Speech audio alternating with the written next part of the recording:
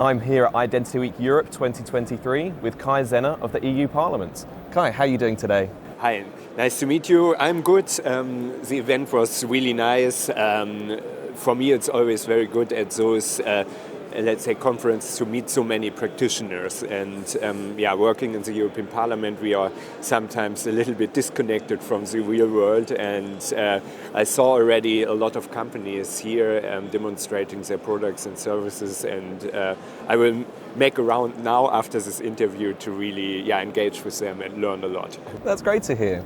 So, the AI Act, what do the first set of rules entail and how will they regulate the solutions market and the use cases? Yeah, so the AI Act is a really unique type of legislation from the European Union because it's combining product safety legislation, which applies, for example, to your tablet or tool or whatsoever, with fundamental rights protection.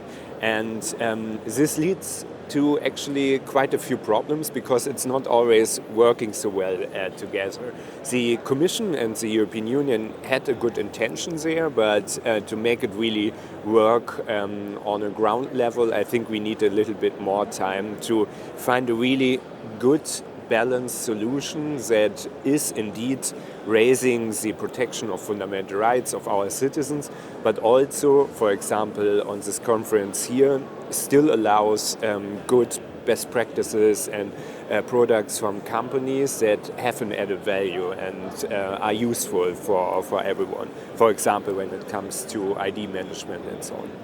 And do you have any idea what bans on surveillance technologies will be implemented because of this? So this is actually currently one of the biggest discussions. So our left-wing political group colleagues in the European Parliament, they are currently fighting for a very strict ban. So basically that everything in the area of remote biometric identification, either real-time but also post, would be completely banned by private users, by public users, on public spaces, private spaces, and so on. So it's a real full ban.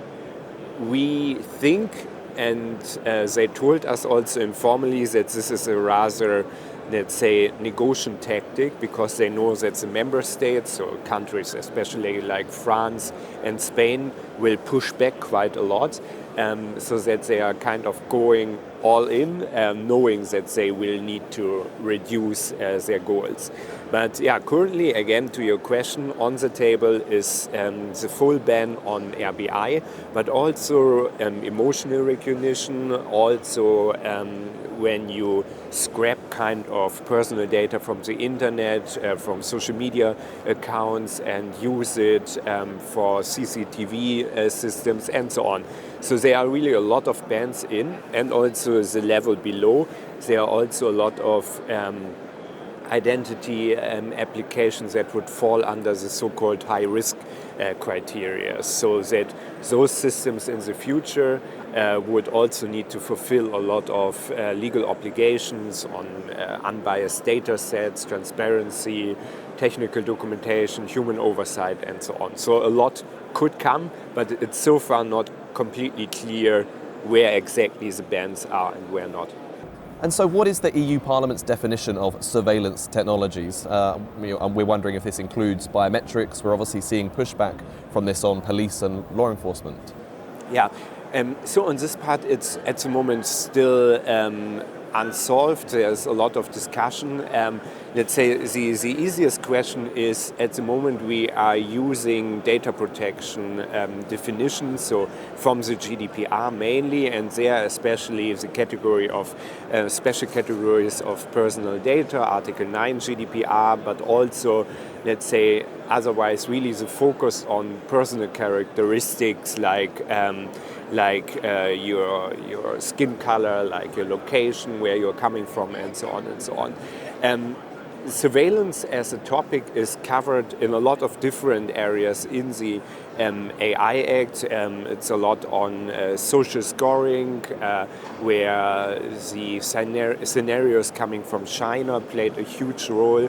So the European Union really wants to prohibit it, that certain similar scenarios could take place in the future in the European Union, either from public authorities but also from private authorities.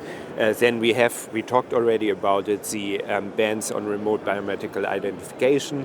Also, if RBI is being combined with CCTV, with social media accounts and the information stored there and so on. But all of those bans and some of use cases are also listed in high-risk category. All of that is rather loosely defined and unclear at the moment.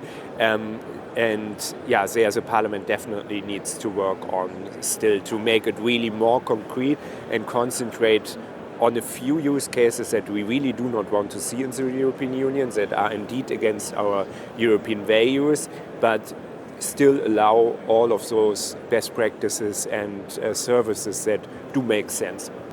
And earlier this morning you spoke in your keynote speech about the different political camps with different stances on regulating AI. Which approach has been evolved for the AI Act? Yeah.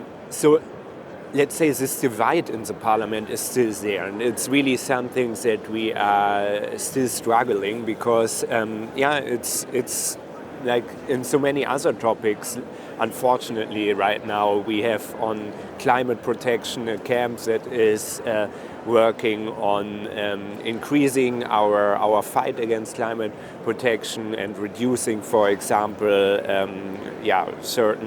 certain practices in order to save or reduce our consumption and so on. On migration, we have this black and white field, and unfortunately also on AI. So there are really parliamentarians that do not understand themselves or each other at all, because they are really coming from a complete different mindset, let's say. And this is indeed leading all the time to problems. And on the RBI topic, for example, it's leading to a situation where people from our group are saying, look, why do you want to prevent law enforcement to use it to find missing children? They cannot understand it at all. From the other side, if you are extremely concerned about surveillance and if you are all the time hearing really bad stories inside Europe, outside Europe, of course your mindset is not focusing on the missing child. It's more focusing on preventing things that are not in line with European values. And again, to find there a middle ground, almost impossible. What is always helping is, and this was one of my call on the stage, is really if practitioners are sending us use cases. For example, if a company is telling us, look, we found a way to use RBI in a safe way that civil liberties are still safeguarded, but, for example, law enforcement authorities can use it in a very limited way with an approval by a judge, for example. So it's really to find those middle ground solutions, but often we are not able to find them ourselves. We really are depending on feedback by stakeholders.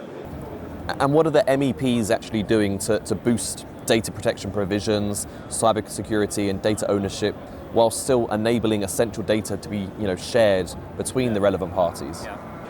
It's a very good question, because this is actually one thing that my boss and I are constantly criticizing in the AI Act, because the AI Act is really focusing on risks. So risk, and it's not a lot about promoting innovation and finding the right balance. And also the topics that you mentioned, like privacy, like cybersecurity and so on, there are often some small references in the AI Act, but those references are then to existing legislation, like, for example, NIS2 directive on critical infrastructure and cybersecurity and so on. Most of the things are then regulated there, but there are lex specialis rules, so rules that are coming on top of this existing legislation in the AI Act. And it's often not really clear how those rules are coexisting with each other, how they are maybe complementary or in the worst case, are they overlapping or contradicting? And this is why, so far, there is not really much done to, for example, as you said, promote the sharing of data. Again, mostly outside the AI Act, but in the AI Act we have a few points, but they are in a strange relationship to the existing legislation. So what we now want to do in the trialogue when we are discussing with the member states, first, we want to really make sure that all those overlaps and contradictions are resolved, that they are fixed.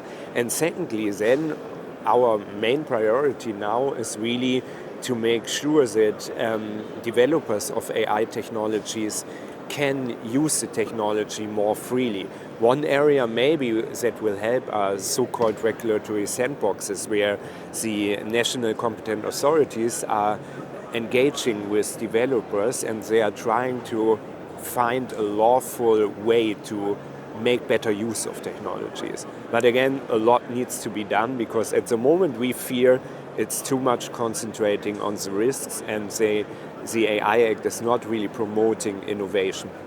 Well, Kai, we really appreciate you taking the time to speak with us today. And of course, thank you for your keynote speech. Enjoy the rest of the show. Thank you very much. Thank you very much.